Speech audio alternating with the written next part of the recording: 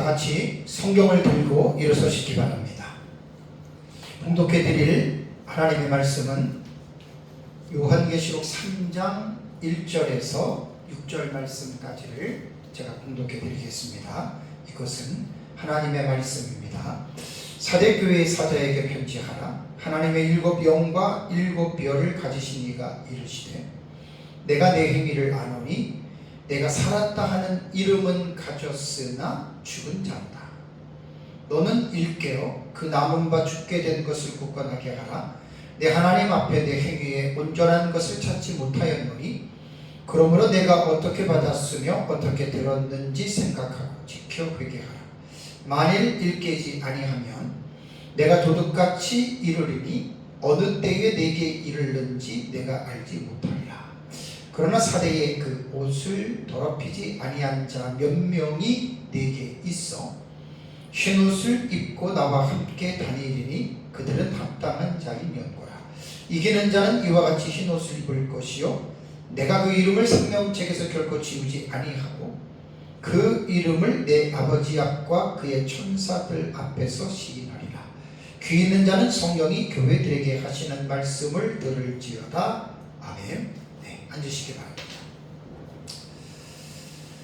요한계시록은 주후 96년경에 기록이 됐다고 말씀을 드렸고요. 일곱 교회는 서로는 똑같습니다. 서로는 이제 그 두아디라 교회 오전 예배 할 때 여러분들에게 이제 쭉 일곱 교회에 대한 서론에 대한 얘기를 했는데 오후 예배 시간에는 생략을 하겠습니다. 또 이제 잠깐만 들으시는 분들은 그 염두에 두시고 일곱 교회가 이러한 상황 속에서 주어진 말씀이다라고 하는 것을 이해하시면 되겠습니다. 오전 예배 시간에는 제가 두아디라 교회에 대해서 말씀을 드렸는데 두아디라 교회는 모든 교회들이 본받아야 할 좋은 점을 가지고 있는 교회라고 말씀을 드렸습니다.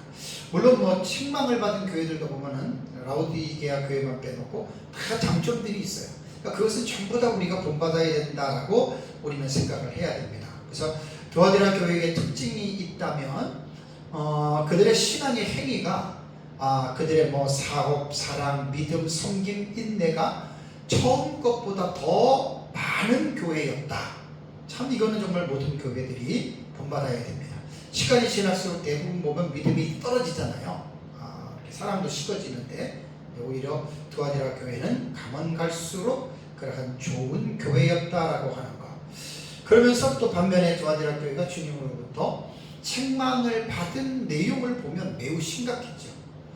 그래서 자칭 선지자라 하는 여자 이세벨을 두아디라 교회가 용납했다. 용납했다라고 하는 동사가 제가 능동태라 그랬어요. 자기들 스스로가 자원해서 그 여자 이세벨을 자기들이 이제 받아들였다라고 하는 것입니다.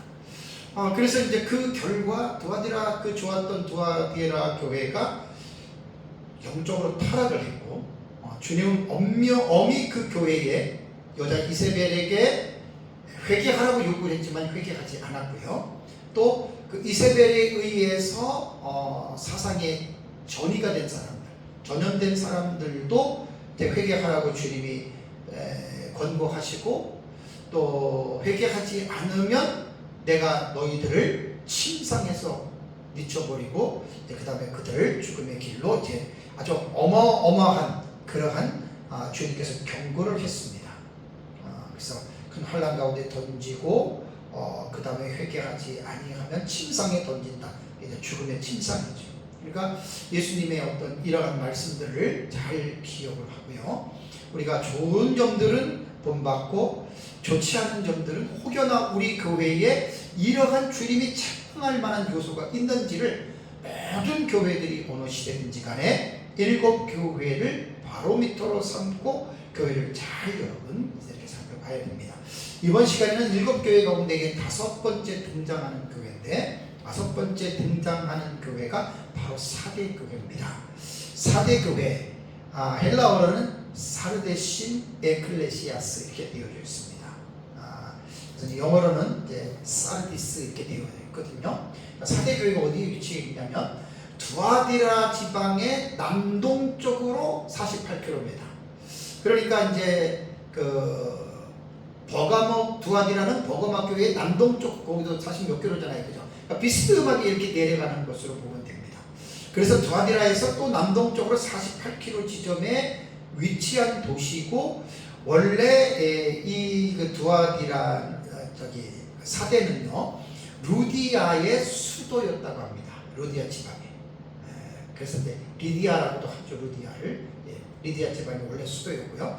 이 도시는, 사대는 상업적으로 아주 번창한 도시였고요. 특히 이 사대의 특징은 염직공업과 양털, 염색, 그 다음에 금모래, 사모래가 아주 유명해서 사대 그러면 사치와 부의 도시였고 부역의 요충지가 되었던 도시였다고 합니다. 그래서 이 도시의 특징이 하나 있는데, 트몰로스 산줄기의 가운데 한 봉우리 위에, 그 봉우리 위에 성체가 세워졌는데, 이 성체는 남쪽을 제외하고 모두가 암벽으로 되어져 있었던 삼면이 약 450m나 되는 아주 깎아지른 듯한 벼랑에 있어서 이 사대 지방은 아주 난공불락의 성이었다고 합니다.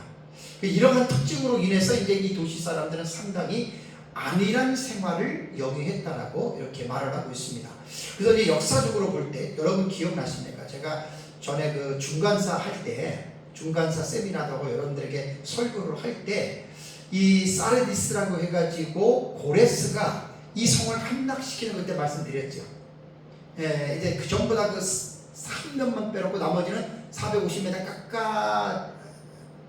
깎아진 그런 어떤 면인데, 여기에 어떻게 고레스의 군대가 들어갔다고 했습니까?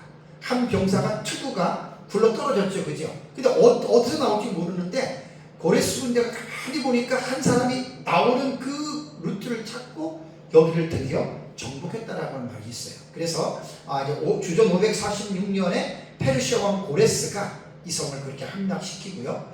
그 다음에 약 200년 후인 안티오쿠스 침략 때에도 이 성이 그렇게 이제 점령을 당했다라고 합니다. 그 다음에 이제 로마 제국에게 결국은 이제 점령을 당하죠. 사대 지방은 종교적으로는 시벨리 여신이라고 하는 이 여신을 섬겼고 황제 숭배가 아주 극심했던 그러한 교회였습니다. 사대 교회의 기원은 분명하지는 않지만 역사가들에 의하면 아마 요한의 전도로 세워졌고 2세기에 이르러서는 변증가며 주석가로 유명했던 멜리토라고 하는 사람이 이 교회의 감독이 되어서 이제 명성을 떨쳤다라고 합니다. 사대 교회는 도시의 물질적인 부여로 말미암아 안일과 부도덕의 모습이 결국은 이 교회까지 침투하게 되었다라고 이렇게 말을 하고 있습니다. 우리가 어쨌든 교회는 세상 속에 있기 때문에 이 세상의 환경에 따라서 정신을 차리지 않으면 그 세상의 문화와 세상의 모든 것들이 교회 안에 충분히 여러분 들어올 수가 있습니다. 그래서 이제 그런 부분들을 조금 이제 조심해야 될 그런 필요가 있습니다. 자, 그렇다면 사대교회에 나타나신 예수 그리스도는 어떤 분으로 묘사했는가? 1절을 볼까요? 3장 1절을 보면 사대교회의 사자에게 편지하라. 하나님의 7영과 7별을 가지신 이가 이르시되 라는 말을 했죠. 그러니까 예수 그리스도는 어떤 분이냐? 7영과 7별을 가지시고 있다라고 말을 했습니다. 그렇다면 7영이란 뭘까요? 계시록에 보면 7영은 1장 4절, 4장 5절, 5장 6절에도 7영에 대한 내용이 나옵니다. 이 해석은 두 가지입니다. 성령 하나님으로 해석하는 주석학자도 있고 천사로 해석하는 사람도 있는데, 저는 이 부분을 7영을 성령으로 해석을 합니다. 특히 이제 계시록 4장 5절과 5장 6절에 보면은 성부 하나님 앞에 7 등불편, 그게 성령으로 우리는 보거든요. 그 다음에 이제 부활하신 예수 그리스도 성자 예수님도 성전에 계시는 것을 우리가 이제 보게 됩니다. 그래서 사대교회에 나타나신 성령은 이제 여기서는 이제 그 교회에 나타나신 예수 그리스도의 모습을 볼 때 그 교회와 연관성이 있다 그랬죠, 그죠?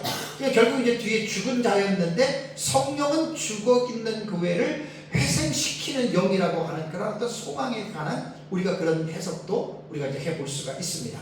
그러니까 이제 이런 7영을 가지고 있다. 그러니까 결국 하나님에 대해서 삼위일체 하나님은 분리가 안 돼요. 떼어놓을 수가 없는 거예요. 항상 하나로, 그래서 일체라고 말을 하는 것입니다. 다음에 이제 일곱 별 그랬잖아요. 일곱 별은 1장 16절과 20절, 그 다음에 2장 1절에도 나와요.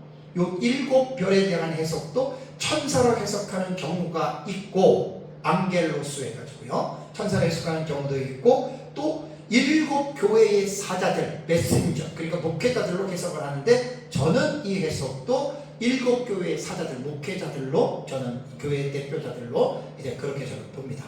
그래서 일곱 별을 주님의 오른손으로 있는 것으로 묘사하는 것으로 볼 때, 우리 1장에서 내가 설교할 때 말씀을 드린 대로 예수님께서는 어느 시대든지 간에 어떤 교회이든지 간에 그 교회를 담임하고 있는 메신저, 사역자, 큰 교회든 적은 교회든 많이 배웠던 못 배웠던 그 사람이 하나님의 소명에 의해서 세워진 주의 종이라면, 전도사건 강도사건 목사건 저는 상관이 없습니다.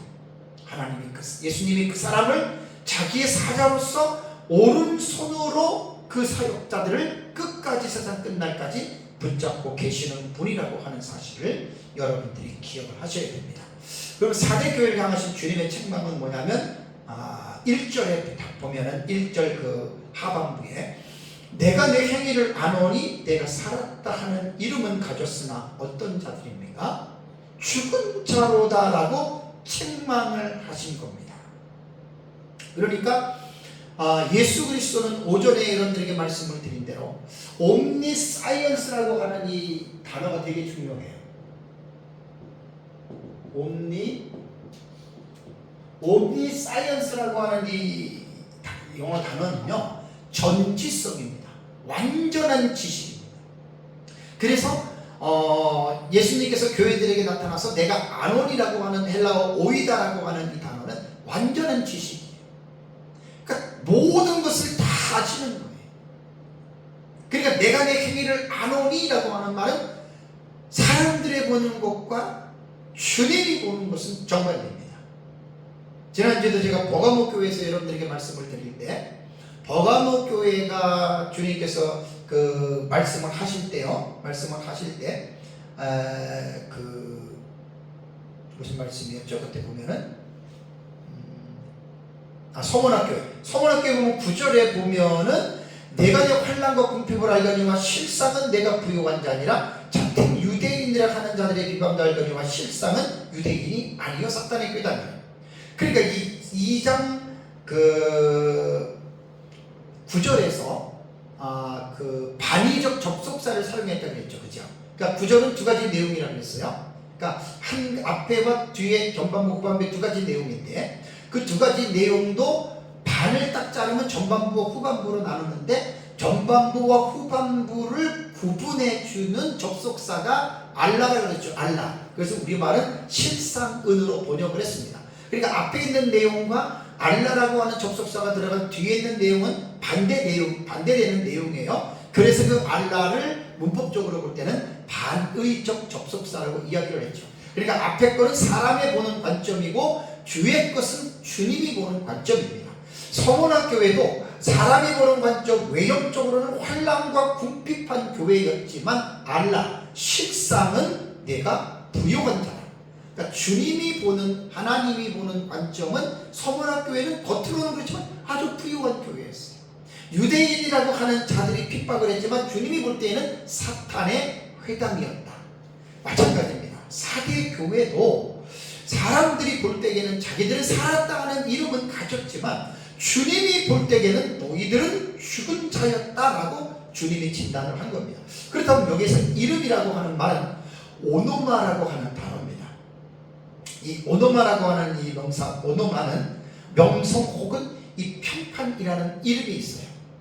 그러니까 우리가 말하는 그냥 이름만, 이런 개념이 아니고 오노마라고 하는 이 개념은 그 교회의 이름만을 딱 말하는 게 아닙니다. 그러니까 그 교회가 어떤 명성 혹은 평판이 좋았다는 거예요. 살았다 하는 이름은 좋은 평판과 좋은 명성을 가지고 있었다. 그러니까 사람들이 볼 때는 저 사람들 저 교회 정말 좋아, 자기네들도 자화자찬하는 거죠. 우리 교회는 정말로 좋은 교회야. 우리 교회는 이름이 명성이 있고 평판이 좋아. 이렇게 말을 했는데 주님이 보실 때에는 너희들은 사람이 보는 것과 다르게 반대입니다. 근데 여기도 사실 알라라고 하는 실상을 하는 반의적 접속사가 들어갔으면 좋을 뻔했는데 원문에는 없더라고요. 그러니까 너희는 죽은 교회다라는 말입니다. 그래서 우리는 이런 말씀을 통해서 제가 늘 여러분들한테 설교할 때 강조하는 게 있잖아요.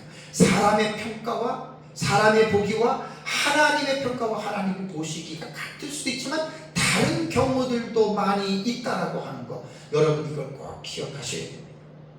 다음 주에 이제 라오디게아 교회에 대해서 제가 설교를 할 텐데, 라오디게아 교회는 참 심각한 교회였죠.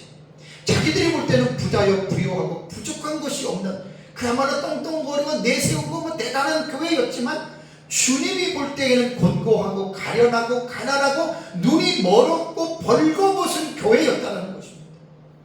지상의 현재 한국에만 해도 수많은 교회들이 있는데 그 교회들이 겉으로 드러날 때는 인터넷으로 목사의 설교로 교회의 모든 모습으로 정말 좋은 교회, 부자의 교회고 부족함이 없고 그렇게 되지만 주님이 보는 관점에서는 반대로 영적으로 곤고하고 가련하고 가난하고 눈이 멀었고 벌거벗은 교회들이 있을 수 있다는 말입니다. 사입이 다닌 만민중앙교회 같은 경우는 주님이 볼 때에는 그건 이 정도도 아닙니다. 라오디게아 교회도 아닙니다. 제가 유튜브에서 관심을 갖고 이재롱 목사에 대해서 만민중앙교회에 대해서 MBC PD수를 몇 번을 좀 보면서 너무 여러분 심각합니다. 요즘은 숨길 수가 없어요. 모든 정보들이 다 100% 오픈이 되어져 있어가지고 그러니까 그들이 볼 때는 뭐 만민중앙교회 그 보십시오. 당회장 이재롱 목사 들어올 때 무슨 은빛가마 금가마 같은 걸 타고 등장해요. 참 정말 그건 있을 수가 없는 것 같아요. 아유 참 말을 못하겠어요. 제발 깨달으시란 말이에요. 제 말은 주님이 볼 때는 심각한 교회잖아요. 그래서 사대교회는 외형적으로는 명성과 평판이 좋고 올바른 모습으로 비춰졌는지도 몰라도 주님이 볼 때는 그게 아니었다. 그래서 사무엘상 16장 7절에 기억나시죠? 하나님이 사무엘에게 이새의 집에 가서 내가 지명하는 자에게 기름을 부으라 그랬잖아요. 이스라엘 왕으로. 그래서 사무엘이 그 집에 갔어요. 장자 엘리압이 나와요. 딱 보는 순간에 여호와께서 기름 부는 자가 이 장자 이 사람이구나. 왜? 용모도 출출하고 너무나 멋있고 대단하거든요. 그때 주님이 사무엘에게 이 자는 아니다라고 말씀하시잖아요. 이 사람 아니야. 둘째가 와요. 둘째 보는 순간에 사무엘이 우와 대단하다. 이 사람 하나님이 아니야. 마지막 다윗은 밖에서 양을 보고 있었잖아요. 그죠? 사무엘이 묻잖아요. 이새한테 아들이 다냐? 막내가 있다. 빨리 데려와라. 근데 다윗은 형들에 비해서 소년이었고 적고 볼품도 없는데 하나님이 사무엘에게 이가 그니 이에게 기름을 부어 이스라엘 왕이 되게 하라는 거잖아요. 그래서 사무엘상 16장 10절에 보면 여호와께서 사무엘에게 이르시되 그의 용모와 키를 보지 말라. 내가 이미 그를 버렸노라. 내가 보는 것은 사람과 같지 아니하니 사람은 외모를 보거니와 나 여호와는 중심을 보시느니라라고 하나님이 사무엘에게 말씀을 하셨습니다. 사무엘 당시의 하나님이나 지금 하나님이나 동일한 하나님이십니다. 근데 사람들은 세상에서 무엇이든지 간에 외모로, 겉으로, 숫자로, 돈으로, 명예로 뭐 가지고 있는 모든 것으로 그것으로 교회들을 자랑하고 막 난리 법석을 떱니다. 조심해야 됩니다. 자기들이 생각하는 것처럼 자기들이 말하는 것처럼 자기들이 그렇게 과연 좋은 교회일까요? 주님이 보는 그 주님의 관점에서 자기 교회를 볼 수 있는 이러한 영적인 인사이트가 모든 교회들이 필요하다는 얘기예요. 목사도 마찬가지고 성도도 마찬가지고 그냥 겉으로 나는 외형적인 사람만 좀 모인다고 해서 그것 가지고 자랑하고 난리법석을 떨지 말고 불꽃 같은 눈동자로 보는 그 주님의 눈 속에서 과연 우리 교회는 어떻게 주님께서 교회를 진단하실까? 여기에 모든 교회들이 관심을 가져야 됩니다. 여기 죽었다라고 하는 죽은 자라고 하는 말은 네크로스라고 하는 단어인데 이 표현은 문자적인 의미가 아니에요. 은유적인 의미예요. 그래서 성경을 읽을 때 문자적인 해석과 그 다음에 상징의 해석들을 우리가 구분을 하는 것이고, 여기에서는 그 문자적인 의미가 아니라 은유적인 의미입니다. 사람들이 보기에는 그래도 주님이 보실 때에는 너희들은 살아있는 교회가 아니야, 죽은 교회에 대해 그러한 말이라는 말입니다. 그러니까 주님이 보시기에 그들의 행위가 선하지 못했다는 것입니다. 사람들에게 자기들을 피하라고 사람들이 보는 것처럼 그들이 선하지 못했고 외식과 가식적인 그러한 행실로 교회가 존재했다라고 하는 것, 우리는 분명히 그것을 알아야 됩니다. 그리고 하나님의 말씀을 순종하는 측면으로 볼 때 하나님의 말씀을 불순종했다라는 것입니다. 사대교회가. 만약에 사대교회가 하나님의 말씀을 순종했다면 하나님은 사대교회를 책망하지 않았겠죠.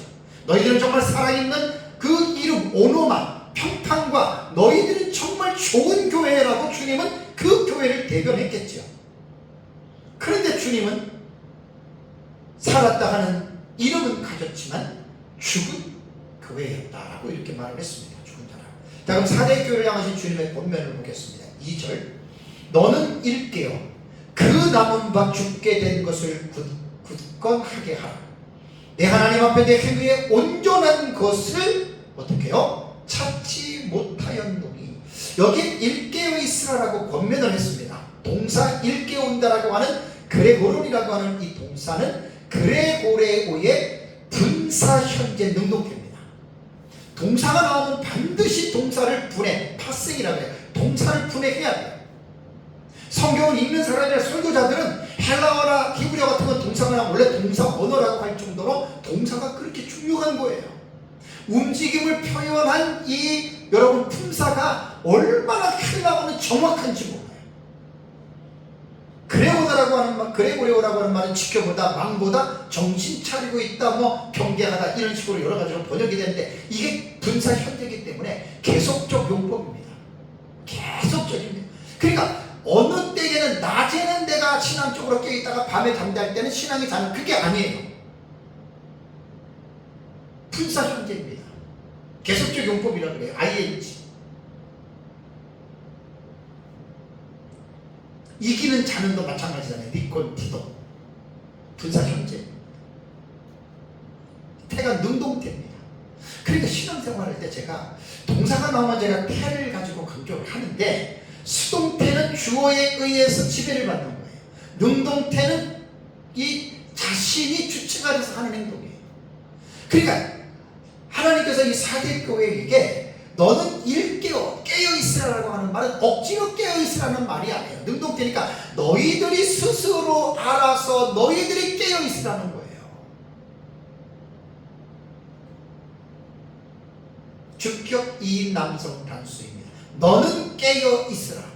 항상 너가 자원하는 마음으로. 문법적으로 해석하면 이렇게 이 본문이 해석이 되는 거예요. 그래서 이제 정신을 차리다, 주의를 기울이다 라고 하는 의미로, 그러니까 항상 우리 그리스도인들은요, 이게 그레고론이라고 하는 이 표현처럼 늘 분사 현재 능동대로 그렇게 여러분들이 신앙생활을 해야 됩니다.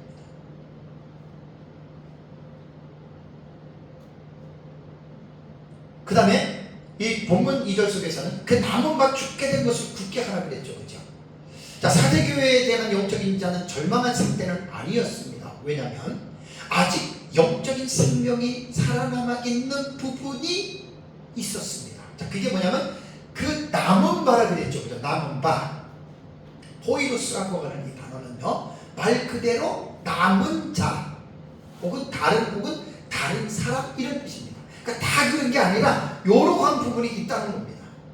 그래서 모두가 다 죽은 것이 아니라 그들에게 남아있는 자들이 있다는 것을 상기시켜주고, 그 남은 것들을 죽게 내버려 두지 말고 어떻게 해요? 그 남아있는 것을 굳게 하라고 주님께서 권고하셨습니다. 완전히 죽었다 그러면 절망적이겠지만 그래도 그나마 소수지만 살아있는 것이기 때문에 그것을 근거로 해서 1차적으로는 소수인 그들은, 너희들은 저점되지 말고 너희들은 굳건하게 지켜서 깨어서 계속해서 지켜나가고, 혹은 또 그들로 말미암아 주변에 있는 죽었던 사람들이 살아날 수 있는 근거가 될 수가 있지 않습니까? 그러니까 이 메시지는 소망적인 의미를 가지고 있는 거예요. 그 남은 바 죽게 된 것을 굳게 하라라고 하는 말은 소망적인 그런 의미로 여러분 볼 수가 있습니다. 그래서 이제 하나님께서 진단하시는 사대교회는 사람들이 보는 기준과는 전혀 다른데, 1절에서 말씀드렸잖아요, 죽었다고. 그런데 2절에서 주님께서 직접 사대교회 실상을 폭로한 것이 내 하나님 앞에서 너의 행위에 온전한 것을 찾지 못했다. 예수님이 지금 이런 말씀을 한 거예요. 참 우리가 조심해야 될 게, 내 딴에는, 우리 딴에는, 우리가 볼 때에는 정말 우리 교회가 대단히 좋은 것 같고, 우리 교회가 정말 되게 훌륭한 것 같아도, 아까도 말씀드린 거기에 빠져버리면 큰일 납니다. 하나님이 보시기에 훌륭해야 되는 것입니다. 왜냐하면 하나님은 사람의 외모를 보지 않습니다. 중심을 보시기 때문에 그렇습니다. 3절을 볼까요? 자, 주님이 뭐라고 얘기를 합니까? 그러므로 네가 어떻게 받았으며 어떻게 들었는지를 생각하고 지켜 회개하라. 만일 일깨지 않으면 내가 도둑같이 이르니 어느 때에 내게 이르는지 내가 알지 못하는, 주님의 권면입니다. 그러니까 사대교회를 향해서 주님은 회개할 것을 요구했습니다. 항상 주님은 그러잖아요. 여러분, 우리가 세상을 살면서 목사든 성도든 간에 죄를 안 지을 수 없습니다. 죄를 안 짓는다면 그 사람은 100% 거짓말장애입니다. 죄를 짓습니다. 죄를 짓는다고 해서 주님이 우리를 버리시는 것이 아니라, 넘어지거나 쓰러지고 연약해서 죄를 짓 때는 반드시 주님은 회개하라라고 하는, 주님은 경고의 말씀을 하시고 권면의 말씀을 하십니다. 그때 회개하면 다 용서해 주십니다. 그런데 주님은 단서를 달죠.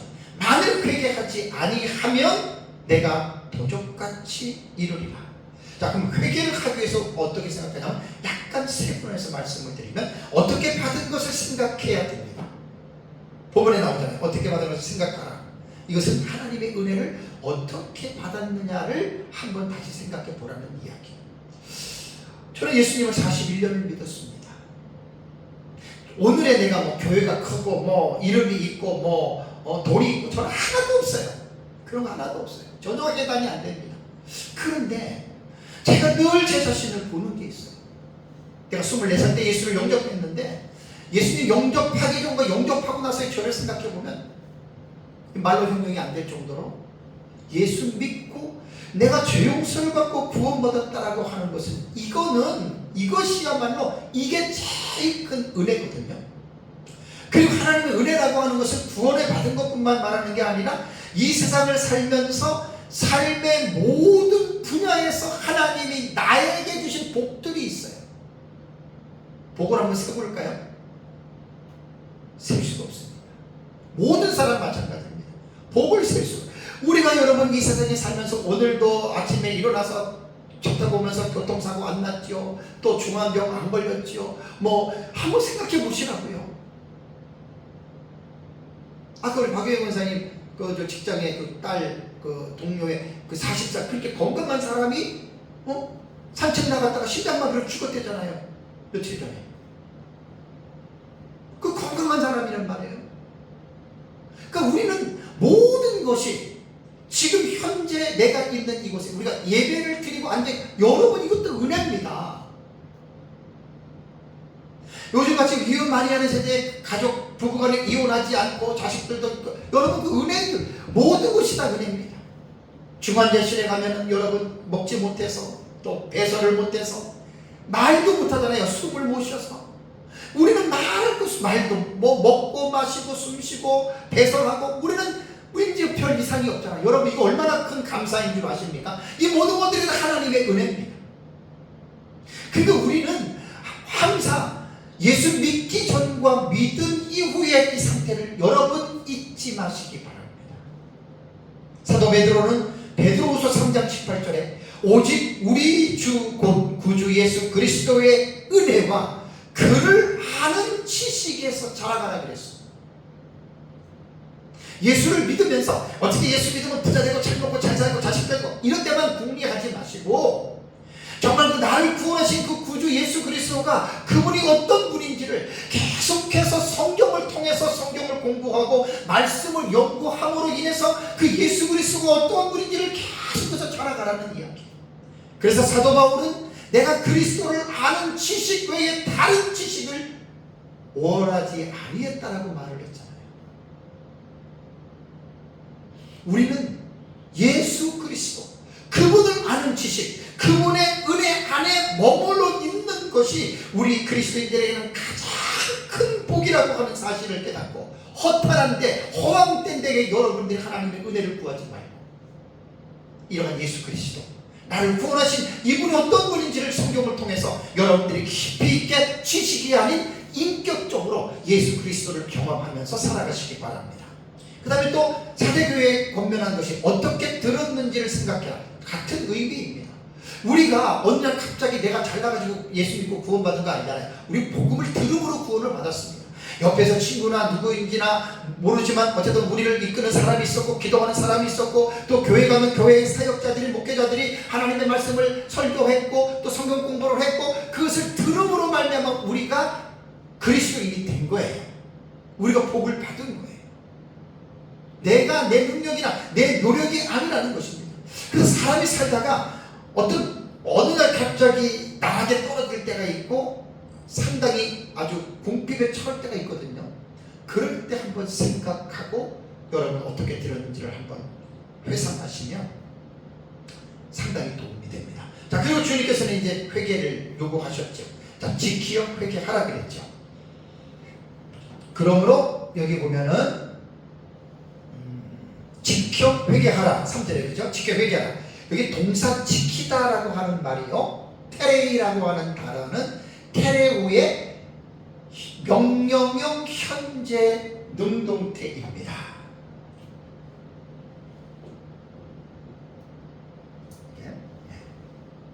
테레오의 이 테레이 요 원형은 이거고요. 테레이라고 하는 이것이 명령 과거 명령 현재 능동태입니다. 명령 현재 능동태 2인칭 단수입니다. 그러니까 너는 지켜라예요. 근데 어떻게 해요? 현재 능동태니까 명령형에서는 시상이 안 들어간다고 했죠. 직설법에만 과거, 현재, 미래가 통용이 되고 나머지 법에서는 현재, 과거, 이 시제는 가정법이라든가 시국법 이런 데는 과거 나오고 현재 나오도 그 시제를 보면 안 돼요. 직설법 외에는. 그럼 어떻게 봐야 되느냐? 단호함이나 단회적으로 해석해야 됩니다. 요것만 잘 배워도 설교할 때 원문을 보면 동사가 얼마나 많이 나오는지 몰라요. 설교자가 이거 하나만 잘 정리만 돼도 설교할 때 엄청난 임팩트가 있게 설교를 할 수 있습니다. 지금 보세요. 지켜 회개하라 그랬잖아요. 이것은 단호함으로 해석해야 되는데 단호함으로 현재로 보면 안 돼. 단호함으로 능동태니까 어떻게 억지가 아니라 자원하는 마음으로 여러분들이 스스로 알아서 지키라는 말입니다. 태우라고 하는 말은 보존하다, 지키다, 준수하다 이런 의미가 있는데 복음은 듣는 것으로 끝나는 게 아니에요. 또 회개할 때도 그냥 지식으로 회개하는 게 아니에요. 잘못을 깨달았으면 그것을 단호하게 여러분 단호하게 그 회개 행위로 나가야 되는데 회개하라라고 하는 메타노에손이라고 하는 단어도 이거는 명령 과거 능동이에요. 회개하라는 명령 과거 능동. 명령에는 현재나 과거나 시제가 적용이 안 된다 그랬잖아요. 이것도 똑같이 단호함으로 했을 거 아니에요. 단호함으로 회개하라도 어떻게 능동태입니다. 회개하기 싫고 회개하라는 말이 아니라 너 스스로가 잘못한 걸 깨달았으니까 자원하는 마음으로 너가 그 행위를 회개하고 돌이키라는 말입니다. 회개는 지정의의 전인적인 변화입니다. 지성적으로 알고 감정적으로 뉘우치고 거기서 끝나면 회개가 아니에요. 의지적으로 반드시 잘못된 행동을 고쳐야 됩니다. 회개했습니다. 진정한 회개는 그 도둑질 하지 말아야 됩니다. 전인적인 변화를 말을 하는 것입니다. 그래서 진정한 회개는 삶이 변화가 되는 거예요. 삶이 변화가 되지 않는 것은 회개가 아닙니다.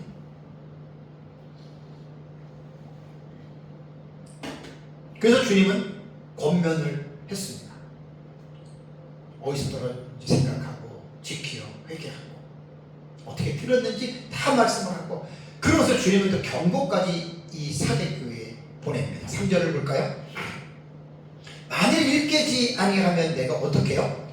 도적같이 이르리라. 일깨지 아니하면은 2절에서 말한 단어와 똑같아요. 그래고요, 똑같아요. 정신을 차리다, 주의를 기울이다라는 말입니다.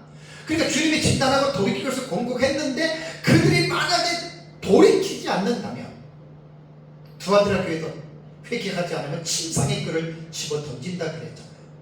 이게 경고예요, 경고. 회개하지 않으면 도둑같이 이르리라. 그런데 이것은요, 이 세상에서도 그래요. 모든 교회 시대에 적용을 한다면 하나님 우습게 알고 목사든 성도든 우습게 알고 지 맘대로 지 멋대로 죄 짓고 목사가 죄를 지을 확률이 되게 많습니다. 교회는. 그 주님이 이제 기도할 때 성령의 감동을 통해서, 양심을 통해서 그 목사에게, 성도에게 경고를 날렸어요. 권면을 했어요. 근데 안 해요. 제가 수도 없이 많이 봤습니다. 시간이 지나면 하나님이 갑자기 그 사람에게 나타나십니다. 근데 결과는 안 좋습니다. 왜? 회개하지 않았기 때문에. 아주 심한 경우에는 목사건 성도건 간의 목숨 대로 갑니다. 겁주려는 게 아닙니다. 하나님을 사랑의 하나님이라고 해서 우습게 생각하지 마십시오. 하나님은 두렵게 생기시죠. 두려워. 이게 경외예요, 경외.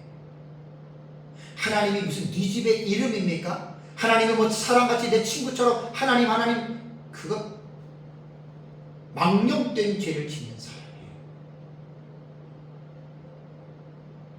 도둑같이 임하십니다. 왜?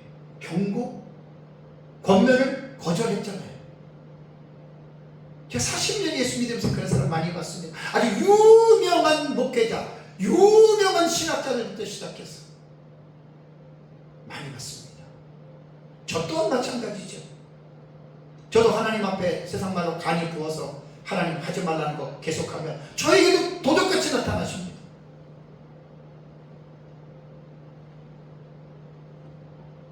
그리고 이제 이 말씀은 미래적인 해석으로 인류의 종말로 볼 때에는 이제 예수님의 재림과 관계된 말씀이기 때문에 여러분들이 이 말씀을 잘 기억하시고, 신약시대 성도들은 늘 깨어서 예수님의 재림을 염원하면서, 그 다음에 신부단장, 이게 되게 중요한 말입니다. 제가 종말론 용어 해설 중인데, 종말론 해설 용어에 대해서 지금 이번 시간에 제가 51번째 주제를 설교하는 거예요. 51가지 주제를 설교했어요. 그때 신부단장이라고 하는 설교했습니다.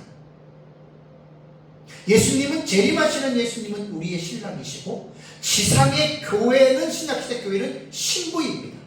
예수님의 재림을 통해서 구원받은 자들이 만나는 것을 어린 양의 혼인잔치라고 요한계시록 19장에서는 어린 양의 혼인잔치를 말하고 있고, 무천년은 천국으로 보지만 우리는 이 예수님 재림 후에 이 땅에서 있는 천년왕국으로 우리 역사적 천년을 봅니다.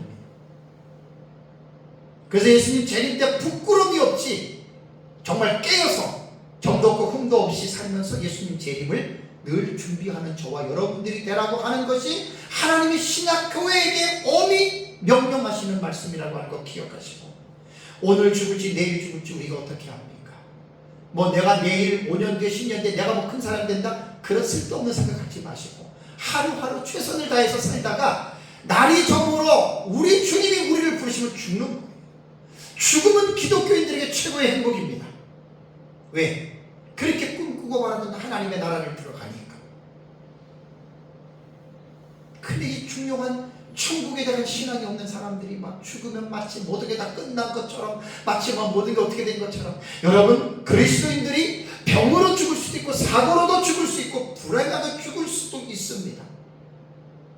어쨌든 죽음이라고 하는 결과로 볼 때 그 사람 천국 간 거예요. 영원히. 뭐가 필요합니까? 거기서 조금 더 5년 10년 20년 더 살면서 조금 더 뭐 먹고 싶은 거 먹고 좀 마시고 싶은 거 마시고 좀 여행도 가고, 그렇다고 해서 그게 과연 복을 받은 것일까요? 아닙니다. 죽음을 정확하게 이해하시고 예수님을 믿으셔야 됩니다. 그 다음에 사대교회 칭찬이 하나 나오죠. 4절을 볼까요? 그러나 사대에 그 옷을 더럽히지 아니한 자 몇 명이 내게 있어 흰 옷을 입고 나와 함께 다니리니 그들은 합당한 자인 연고라라는 말이 나옵니다. 그러니까 사대교회는 살았다는 이름을 가졌지만 죽은 교회라고 했어요. 이 말은 뭐냐면, 살았다는 이름을 가졌다는 말은 주님이 보는 관점이 아니라 자기들이 보는 관점과 혹은 주변에 있는 사람들이 사대교회를 보는 관점이었다는 말입니다. 근데 주님이 볼 때는 너네는 죽은 자야. 그런데 그 안에 보면 다 그런 게 아니라 흰 옷을, 그 옷을 더럽히지 아니한 자, 그 흰 옷 입은 성도들이 예수님과 함께 동행하는 진실한 성도들이 그 교회 안에 있었다라는 말입니다. 그 옷을 더럽히지 아니한 자. 오전에도 말씀드렸지만 두아디라 교회에도 그 남은 바 죽게 되고 나오잖아요. 남은 바 소수라는 게 있어요. 아무리 교회가 타락돼서도 타락된 교회 안에 정말로 정신 차린 자가 몇 명이 있을 수 있습니다. 여기 보면 합당한 자 그랬죠. 합당하다라고 하는 말이요, 이게 악시오스라고 하는 이 단어인데 훌륭하다, 뭐뭐 할 만하다, 혹은 가치가 있다라고 하는 말입니다.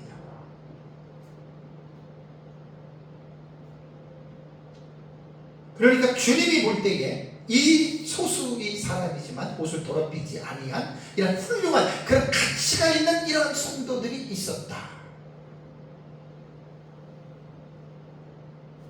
사대교회를 위해 종말의 교회로 본다면 이 흰옷 입은 성도들은요, 예수님 재림 직전에 그냥 점도 없고 흠도 없이 그냥 거룩하게 살아가는 자다, 이렇게 보시면 간단합니다.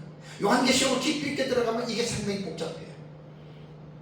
시간상 그냥 그렇게만 제가 말씀을 드리겠습니다.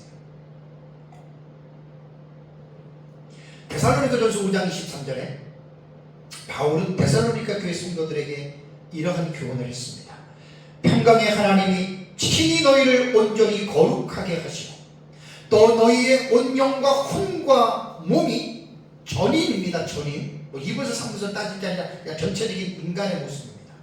우리 주 예수 그리스도께서 강림하실 때에 흠없게 보존되기를 원하노라.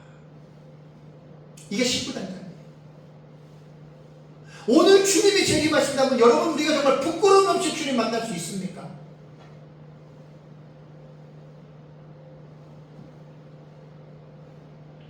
부부가 싸워가지고 각방을 쓴데 예수님 재림하면 합당한 자가 될 수 있겠습니까? 부끄럽잖아요.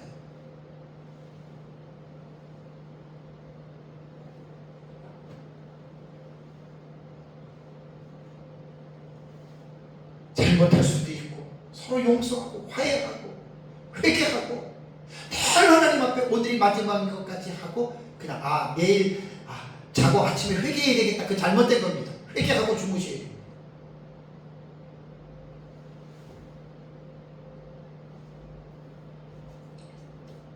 이기는 자에게 주어지는 복이 있습니다. 5절을 볼까요? 이기는 자는 이와 같이 흰 옷을 입을 것이요 내가 그 이름을 생명책에 결코 지우지 아니하고 그 이름을 내 아버지 앞과 그의 천사들 앞에서 시인하리라. 이기는 자는 7교회가 공이 있는 말이에요. 그렇죠? 이기는 자, 귀있는 자는 들죠. 공이 다 있는 말씀이에요. 이기는 자는 문법적으로 보면 다 똑같습니다. 모두가 다 분사로 되어 있고 시제가 현재형입니다. 태는 능동태입니다.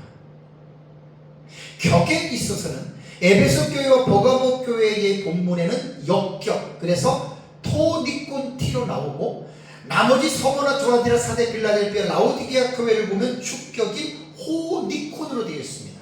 그러니까 주격과 역격의 차이일 뿐이지 똑같습니다. 문법의 시작. 그래서 3장 5절을 보니까 이기는 자는 그랬잖아요. 이게 분사 현재 능동태라 그랬죠. 그죠? 영어 성경 YLT 버전에는 he who is overcoming 이렇게 되어 있습니다. 현재 분사형입니다. 그러니까 이겨내고 있는 사람은 이렇게 되는 거예요. 그러니까 항상 어느 시대든지 간에 신약시대의 교회는 초대교회든 중세교회든 근대교회든 현대교회든 미래교회든 간에 여기서 지금 7교회에서 말하는 이기는 자는이라고 하는 이 말은 분사 현재 능동태는 항상 이겨내고 있는 사람이 되라 그 말입니다. 종말의 교회에만 이겨내는 사람이 아니라 어느 시대든지 간에 7교회에 이기는 자는이라고 하는 이 분사 현재 능동태는 항상 이겨내고 있는 사람입니다. 현재 진행입니다. 그리고 능동태이기 때문에 자기가 자원해서 스스로 이겨내는 신앙생활을 하라는 말입니다. 억지로 끌려다니는 그런 생활이 아닙니다.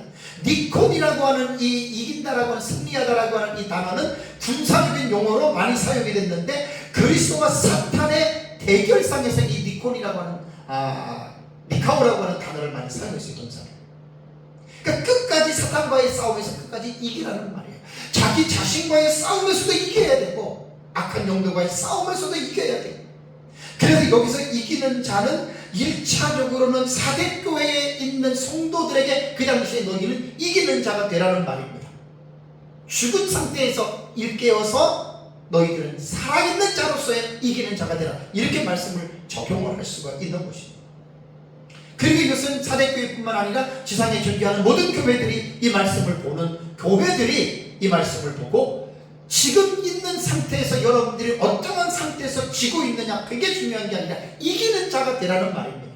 이겨내는 자 현재 분사 능동태잖아요.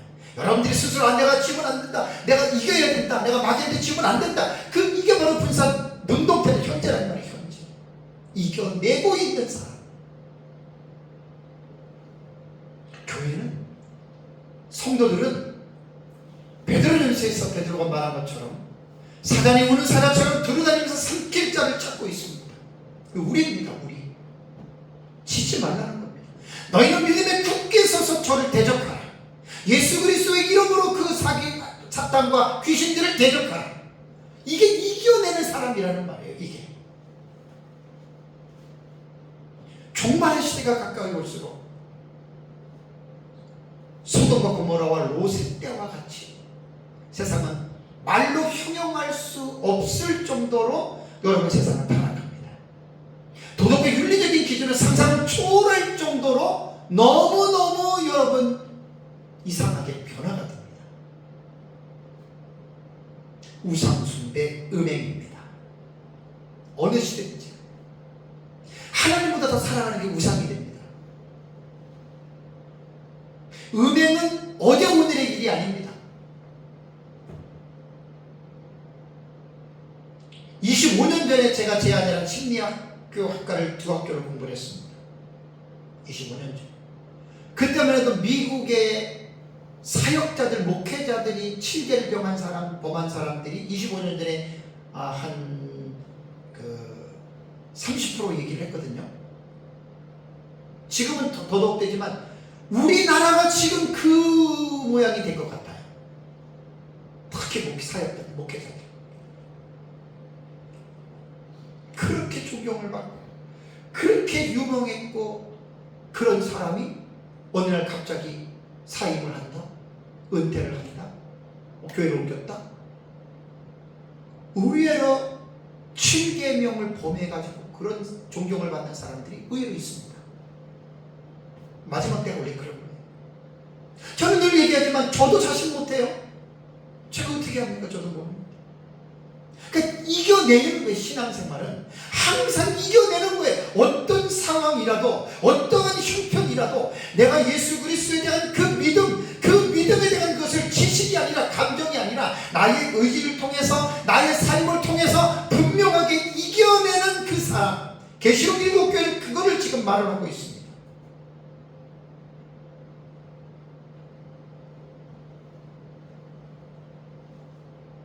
이기는 자에게 주는 복이 첫 번째는 뭐죠? 흰옷을 입혀주신다라는 말을 했죠. 이와 같이 흰옷을 입을 것이요. 흰옷은 거룩, 성결, 순수 이런 의미죠. 죄는 검은색으로 생각하잖아요. 그러니까 늘 잘못하거나 넘어졌을 때 회개를 통해서 항상 바르게 서는 거, 여러분 이게 흰옷입니다. 이게 이기는 거. 오해하지 말아야 될 것은 이기는 자라고 해서 전혀 그 사람이 죄를 안 지을 것이다 라는 생각은 착각입니다. 죄를 안 짓는 사람 하나도 없습니다. 생각부터 시작해서 질 때마다 회개하면 그 이기는 자가 됩니다. 회개도 이렇게 보니까 그게 쉬운 게 아니에요. 아무나 회개하는 게 아니에요. 은혜 받고 복 받은 사람만 회개하더라고요. 두아디라 교회도 회개하지 아니하면, 사대교회도 회개하지 아니하면 변천을 미치잖아요. 요한계시록 7장 9절에 보면 흰옷 입은 큰 무리가 나오죠. 근데 이것이 누구냐 해석하는 것은 또 달라요. 그래서 우리는 흰옷 입은 큰 무리에 대한 미래적 해석법으로 볼 때 구원받은 자들로 보는 게 아니라 한 일에게 후반부에 대환란이 있잖아요. 다니엘이 말한, 예수님이 말한 전무후무한 환란, 이 환란에서 대환란에 떨어지지 아니하고 하나님의 예비하신 곳, 예비처 헤토이마조 토포스라고 하는 곳이 있습니다. 하나님께서 준비하신 장소, 토포스라고 하는 장소입니다. 시간과 공간적인 장소입니다. 이 세상입니다. 그때 후반부에, 하늘의 후반부에 대환란이 떨어질 때 이 하나님이 예비하신 장소에 들어가 있는 이 사람들이 흰옷 입은 자들이다.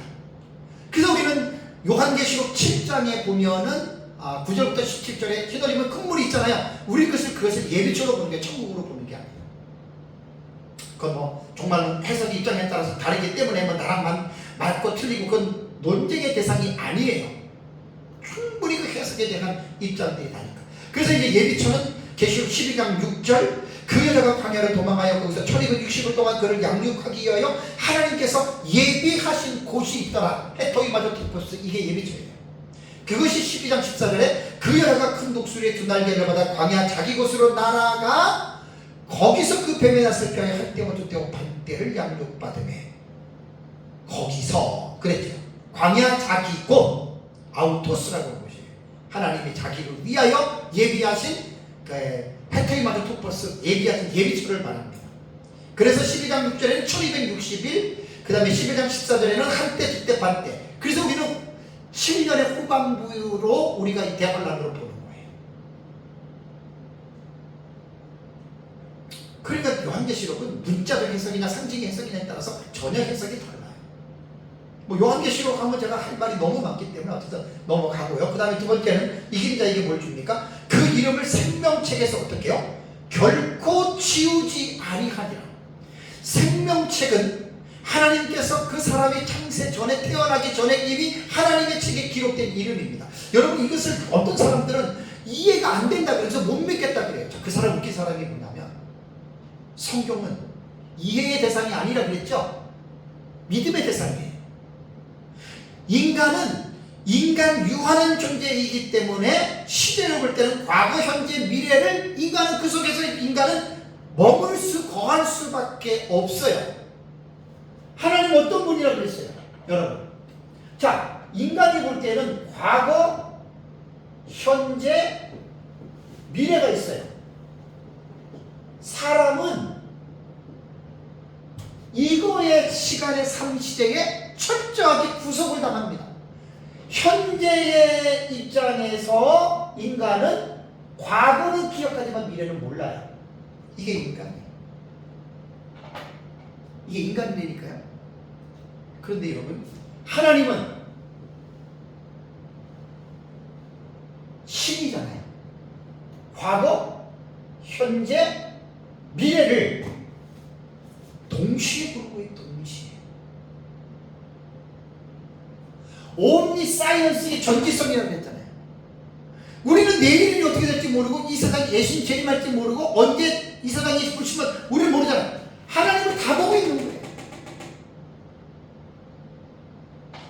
인간과 신에 대한 차이입니다.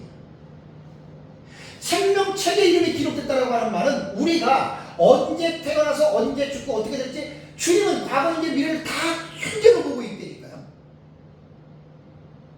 그러니까 창세전이라고 하는 말은 창세기 1장 1절에 태초에 하나님이 천지를 창조하시는 물질계의 시간의 시작 이전에 하나님은 왜 그걸 모르십니까? 하나님이. 그래서 생명책에 그 이름을 하나님은 다 알고 기록한 거예요.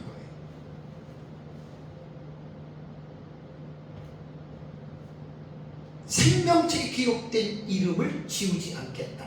자칫 잘못하면 조건부로 이 본문을 읽을 수가 있어요. 그러면 지는 자는 어떻게 해요? 생명책에서 하나님이 지우개로 이름을 지우시겠구나. 그거는 넌센스입니다. 성경은 성경으로 해석을 해야 됩니다. 한 그 곳에서만 보는 게 아니라 전후 문맥 전체를 통해서 성경을 어떻게 해요? 여러분이 해석을 해야 돼요. 전체적인 성경 해석은 택한 자라 그러죠. 그 하나님의 절대적인 주권이에요. The absolute sovereignty of God. 하나님의 절대적인 주권으로 하나님을 선택한 거지. 알미엘에서 말한 것처럼 예정이라는 거잖아요. 이 사람이 믿을 걸 알고 착하게 살 것을 알고 하나님이 이 사람을 정했던 게 예정이거든요. 우리 칼빈주의에서는 예정이 아닙니다. 예정입니다. 그러니까 인간의 행위하고는 상관없이 하나님이 우리를 예정한 거예요. 창세전에. 이게 성경적인 해석이에요. 그러니까 하나님은 모든 것들의 처음부터 끝까지를 다 아시기 때문에 하나님께서 구원받은 자들은 생명책에 그분의 절대적인 주권으로 선택해놓고 그를 무슨 일이 있어도 저도 상관이 없어요. 근데 이기는 자에게는 하나님이 격려하고 또 그들에게 어떤 새로운 어떤 그 마음을 주시기 위해서 이기는 자에게 이 조건을 다른 것이지, 이건 이 자체로만 여러분 문장을 해석해야 돼요.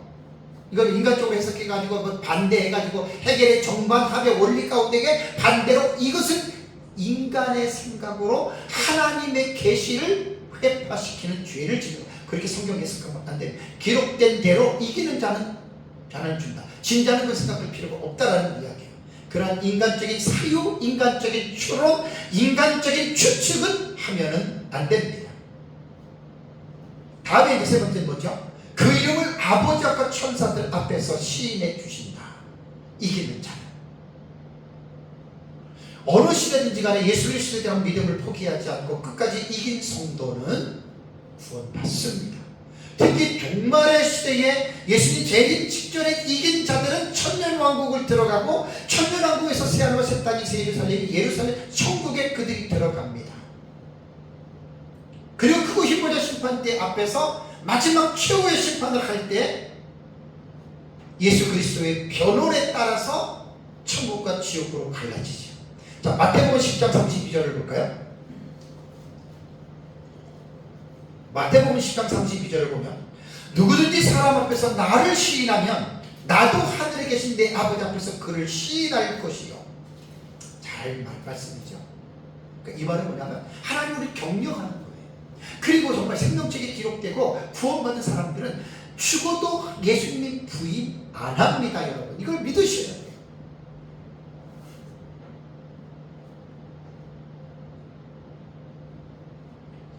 이게 이기는 자는 확실한 자들이잖아요. 이 이기는 자들은 확실한 게 뭐냐면 세상에서 그리스도 이름을 부인하지 않습니다. 자기 목숨과도 바꾸지 않습니다. 그리스도 이름을. 그래서 이제 성경이나 초대 교회 시대에 보면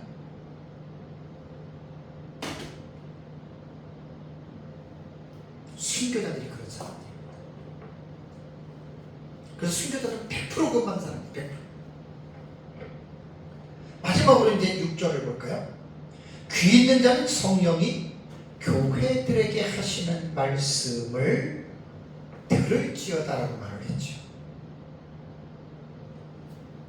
모든 교회에 빠지지 않고 공이 등장하는 관용구예요. 들을지어다. 들을지어다는 이것도 명령 과거예요. 그러니까 명령 과거가 되게 많이 나와요. 명령은 이거 다 부정시상 아우리스트라 그래가지고 단호함으로 해석해야 돼요. 문맥에 따라서 단회적으로 해석할 수도 있지만 단호함으로 해석해야 돼요. 그러니까 듣기 싫으면 안 듣는 그게 아니라 무조건 들어야 돼. 꼭 들어야 돼. 확실하게 들어야 돼. 명령법입니다. 명령법. 성령이 명령하는데 누가 감히 성령의 명령을 거부할 사람이 누가 있겠습니까? 아, 듣기 싫어요. 안 들을래요. 말이 안 되는 거예요. 들으라는 말입니다. 그래서 서문학교의 성도들은 당시 당연히 들어야 되고, 모든 교회 시대에 모든 성도들이 사대교회에게 향하신 이 말씀을 저와 여러분들이 잘 듣고 믿음으로 여러분들이 승리하는 삶을 살아가시기를 주님의 이름으로 축복합니다. 다 같이 함께 기도하겠습니다.